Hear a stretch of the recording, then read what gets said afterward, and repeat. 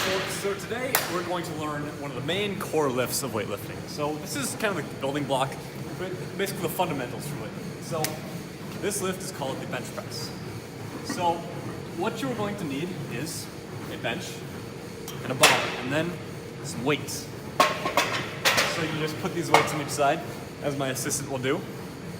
Puts that on. So typically the bar is 45 pounds. And right now we have it set with 45 on each side. So 45 cubed equals 135 pounds. Now, the proper technique for this bench is fairly simple. What you're going to want to do is keep your feet planted on the ground. All right? You don't want to be like flailing them around. You just want to keep it flat planted. So now, if you go back and you're sizing up the bar, you want to have your arms about shoulder width apart. You don't want it too long or too short. You want it about shoulder width apart, right here. So, you pick up the bar, keep your butt and your chest on the bench, and then you can stick your chest out as much as you want, but keep your shoulder blades on it. So you go down and then up. And when you go down, you breathe in. When you go up, you breathe out. So there you go. That is a proper bench.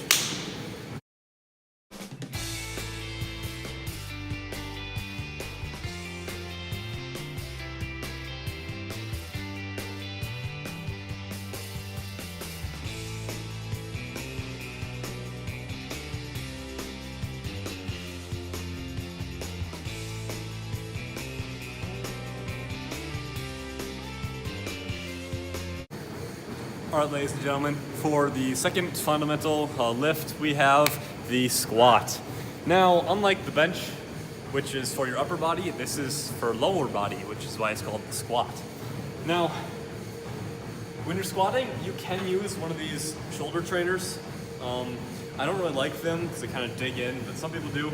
This helps displace the weight of the bar better. So, here, let me just stick this on my shoulders. So what you're gonna want to do is get your feet a little wider than shoulder width. Not very much, just a little bit. And then you look straight up as you're going down. So you look up, and as you look up, you bend your back out, you go down until you have a 90 degree right here. And then you go up. And that is one. So there you go.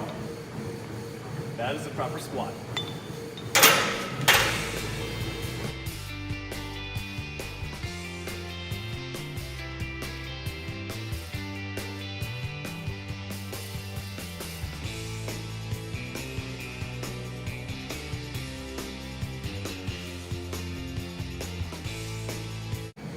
So our next fundamental lift is called the deadlift. And the deadlift is kind of an all-around workout for your entire body, but it's mainly legs. So I'm using this lifting belt for extra support in my back. It's going to blow it out. Now, this is similar to a squat, except kind of reverse. You're going to want to get your feet a little bit wider than shoulder width, and then you go down like that. There's nothing more to it. You just lift and drop.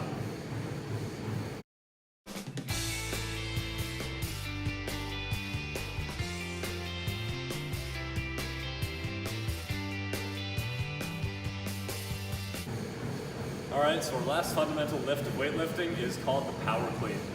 And now make sure you always use proper safety equipment. That's why you use these clamps on the end so your weights don't fall off. Don't ask how I know that. So, this one is probably the most difficult of all the lifts to master. What you're going to want to do is put your feet a little bit wider than shoulder width apart. And your hands, just let them like dangle straight down. So you go down, get that 90-90 bend, you grasp the bar, keep your back straight or bent, just not arched, like that. So chest up, butt up. And then keep your head up, and you just lift. And that is the first half. Now for the second half, it's easier to show than tell. So you go like this, you get your proper form, lift, and for the second half, you go like that. So all together, it looks a little bit like this. That's how you do a power clean.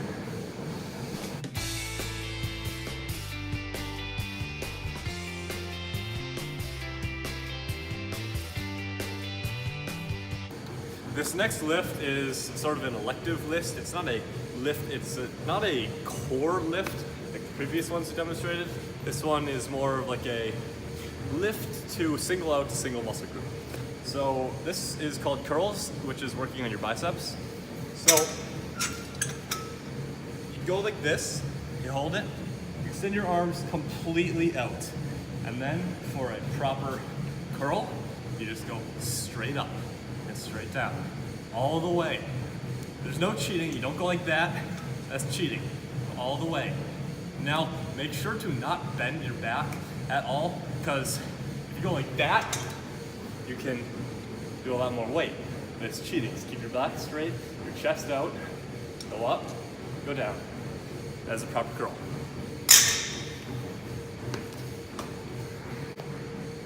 So our next elective lift is called the stick string weight lift.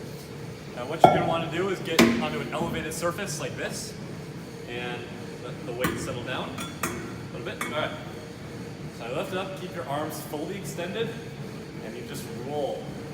You go all the way up, keeping your arms fully extended. There's none of this, because that's cheating. Just go like that. Once you get there, go all the way down. And don't just let it roll. You gotta manually let it down. And then you roll the other way. So you go up, and then save time, you go down, keeping your arms fully extended the whole time. That's how you do a stick string weight lift. Alright, so our next is called the box jump. This is all the equipment you're gonna need, just a box. Well, what you're gonna wanna do is bend at the hips and at the knees so you can get that proper jumping form. You just wanna jump like that, and your objective is to land on top of the box. So, we are going to have a professionally trained stuntman named Benjamin Hess attempt this, because I am not very well skilled in the jumping manner. So, Benjamin Hess, would you please demonstrate for me?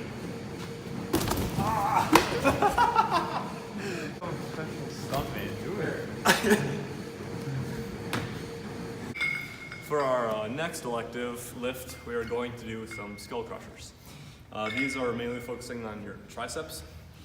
So, what you're going to want to do is lay down, go like this. So now, you only bend at the elbows, nowhere else.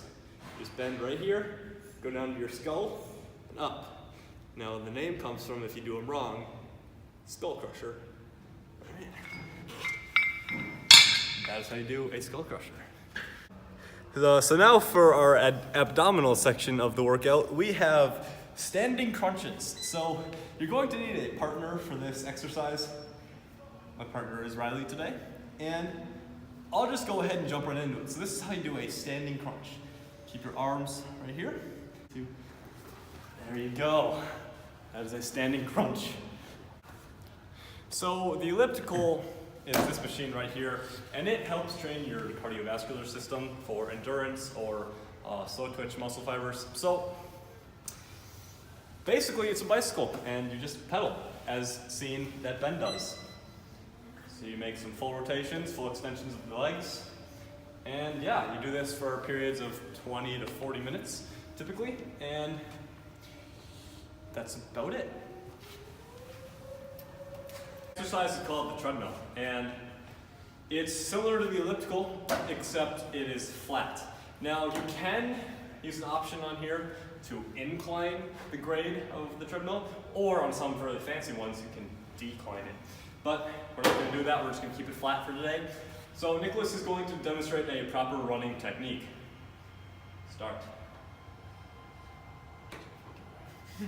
Alright, so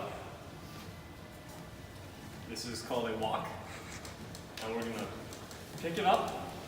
After a walk comes a fast walk, or speed walk, And then comes a jog, which Nicholas is supposed to do. This is called a jog. And now we got a slow run, which is about right here. And then quickly we increase into the run section. And then after the run section, we get into the sprints. Whereas the sprints is a little bit faster than the run, and a lot faster than the jog, and crazy a lot faster than the walk. So you just keep running like this until you can't anymore, and once you can't, you do that. And that is how you properly demonstrate treadmill etiquette. Alright? This next exercise is called the plank. And what you're going to want to do is put your arms like this, flat. Pretend you're a tiger, and flat. And you keep your back straight as a board. So, see, I keep it straight. And then pretend there is a dagger under your belly. So you do not want to sag like this. You don't want to do female push-ups like this. You just keep it straight. Now, one other thing that's important is to always look straight forward. It's for proper form. You don't want to like sag your head or just like, no, do this. And if you get tired, you can do side planks like this. And yeah, that's basically all you need to know about the plank. Cut. So while weightlifting, it is very important to always have proper safety etiquette because, as you may have heard before, weightlifting is a dangerous activity and you can get hurt.